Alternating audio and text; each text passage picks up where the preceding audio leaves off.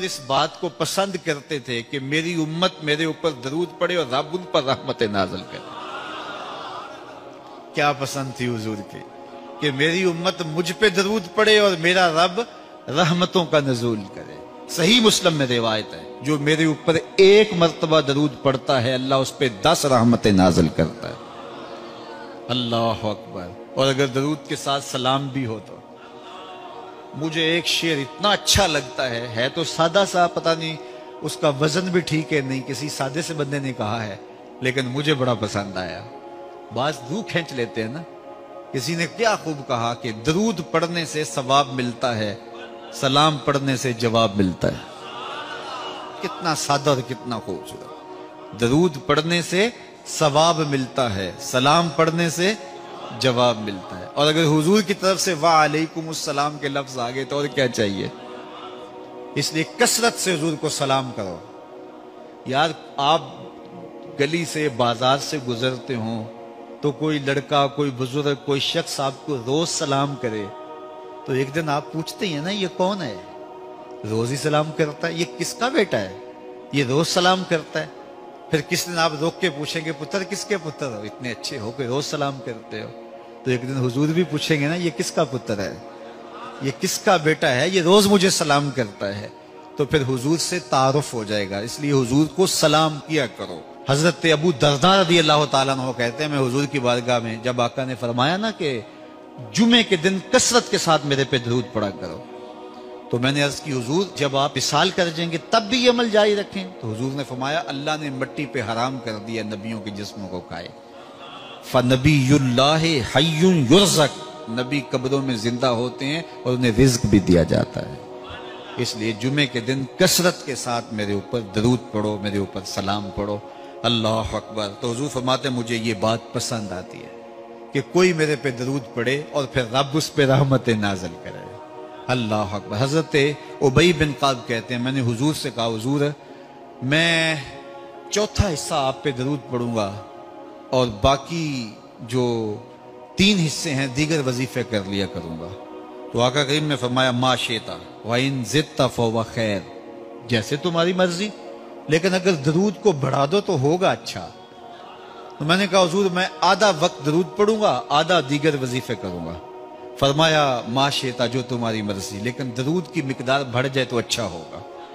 میں نے کہا حضور میں 2 حصے درود پڑھوں گا, 1 حصہ باقی وظیفے کروں گا. فرمایا بہت اچھا, لیکن درود کی مقدار بڑھ جائے تو پھر اور اچھا ہوگا. عرض کی حضور میں پڑھوں گا ہی درود, میں سارا وقت ہی درود پڑھوں گا. تو سنو میرے حضور نے کیا کہا, یہ ترمذی کی روایت ہے. حضور نے فرمایا پھر تیرے سارے دکھ مٹ جائیں گے, سارے گناہ معاف کر دیے جائیں گے. تو اس لیے کثرت جانتے ہیں. تو کائنات پوری حضور کی محبت میں جل رہی ہے. حضور کے اہل خانہ کے پاس ایک ممولہ تھا. جب حضور گھر میں ہوتے تو کسی کونے میں بیٹھ کے حضور کو دیکھتا رہتا, اور جب حضور گھر سے چلے جاتے اس طرح مضطرب ہو جاتا, کبھی چھت پہ, کبھی دیوار پہ, کبھی اوپر, کبھی نیچے. حضور دوبارہ گھر آ جاتے تو پھر فسکنا, اس کے دکھی دل کو قرار آ جاتا. زمین جل رہی ہے, آسمان جل رہا ہے, محبت میں سارا جہاں جل رہا. تو ان کا پیار, ان کی محبت ہر سینے میں ہے. تو یہ تو حضور کا پیار ہے. اب حضور بھی تو پیار کرتے ہیں. یحب النبی صلی اللہ علیہ وآلہ وسلم الایمان, حضور سب سے زیادہ پیار ایمان سے کرتے ہیں. ایمان حضور کو محبوب تھا.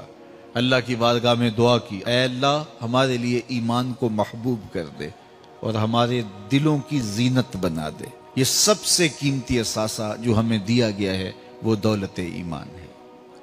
سب سے قیمتی دولت ایمان ہے. جس طرح ہم باقی نعمتوں کا شکر ادا کرتے ہیں, ایمان کا شکر ادا کریں کہ یہ نصیب ہو گیا. آج ہم شکوہ کرتے ہیں یہ نہیں ہے, یہ نہیں ہے, یہ نہیں ہے, یہ نہیں ہے. بہت کچھ نہیں ہوگا, لیکن اتنی بڑی دولت جو ٹرمپ کے پاس بھی نہیں ہے وہ آپ کے سینے میں موجود ہے. جو امریکن صدر کے پاس بھی نہیں ہے وہ اللہ نے آپ کو عطا کی, کیونکہ یہ سب سے بڑی دولت ہے. تو شکر کرو اللہ نے ہمارے سینے میں ایمان کا چراغاں رکھا ہے.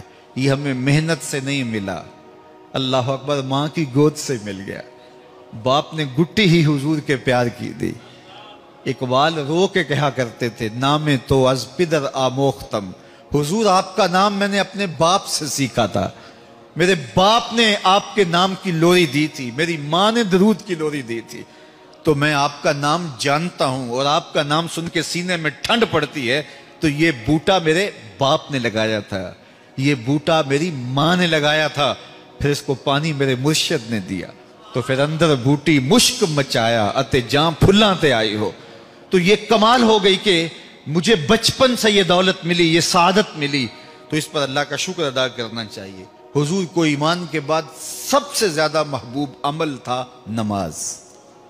سب سے زیادہ جس چیز سے حضور پیار کرتے تھے وہ نماز سے کرتے تھے۔ نماز حضور کے دل کا قرار ہے، حضور کے قلب کی ٹھنڈک ہے۔ جب حضرت بلال حبشی کو اذان کا کہنا ہوتا تو حضور فرماتے قم یا بلال وارحنا بالصلاۃ، بلال اٹھو اور ہمارے دل کو راحت پہنچا دو۔ تو وہ اذان دیتے تو حضور کا دل ٹھنڈا ہو جاتا کہ اب رب کے حضور جھکنے کا وقت آ گیا ہے، اللہ اکبر، جھکنے کے لمحے آ گئے ہیں۔ تو حضور کو سب سے زیادہ محبوب اعمال میں نماز تھے۔ حضور کو امت کی تخفیف پسند تھی کہ میری امت پر احکام سوکھے ہوں، میری امت پر مشکل نہ آئے۔ حضور نے امت کے لیے 50 سے 5 نمازیں کروا لی کہ میری امت مشکل میں نہ پڑے۔ حضور علیہ السلام لوگوں کے لیے آسانی پیدا کیا کرتے تھے۔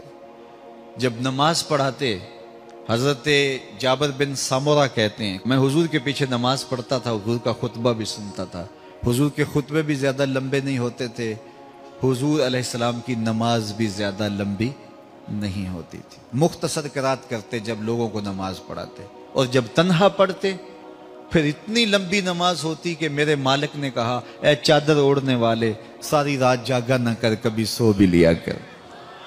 تو حضور علیہ السلام کو امت کی تخفیف مقصود تھی، امت سوکھی رہے، امت آسانی میں رہے۔ خود فرمایا اللہ تعالیٰ نے تمہارے پاس تم میں سے ہی رسول آیا جس کی شان یہ ہے تمہارا مشقت میں پڑنا اس پہ گراں گزرتا ہے، تم کسی تکلیف میں مبتلا ہو جاؤ تو وہ بے چین ہو جاتا ہے، مبتلائے درد ہو کوئی عذب روتی ہے آنکھ، کس قدر ہم درد سارے جسم کی ہوتی ہے آنکھ۔ آگے تو اور کیا چاہیے؟ اس لیے کثرت سے حضور کو سلام کرو۔ یار آپ گلی سے بازار سے گزرتے ہوں تو کوئی لڑکا، کوئی بزرگ، کوئی شخص آپ کو روز سلام کرے تو ایک دن آپ پوچھتے ہیں نا یہ کون ہے؟ روز ہی سلام کرتا ہے، یہ کس کا بیٹا ہے؟ یہ روز سلام کرتا ہے۔ پھر کس دن آپ روک کے پوچھیں گے پتر کس کے پتر ہو، اتنے اچھے ہو کہ روز سلام کرتے ہو؟ تو ایک دن حضور بھی پوچھیں گے نا یہ کس کا پتر ہے، یہ کس کا بیٹا ہے، یہ روز مجھے سلام کرتا ہے، تو پھر حضور سے تعارف ہو جائے گا۔ اس لیے حضور کو سلام کیا کرو۔ حضرت ابو درداء رضی اللہ تعالیٰ عنہ کہتے ہیں میں حضور کی بارگاہ میں جب آقا نے فرمایا نا کہ جمعے کے دن کثرت کے ساتھ میرے پہ درود پڑا کرو، تو میں نے عرض کی حضور جب آپ وصال کر جائیں گے تب بھی یہ عمل جاری رکھیں؟ تو حضور نے فرمایا اللہ نے مٹی پہ حرام کر دیا نبیوں کے جسموں کو کھائے، فنبی اللہ حی یرزق، نبی قبروں میں زندہ ہوتے ہیں اور انہیں رزق بھی دیا جاتا ہے۔ اس لیے جمعے کے دن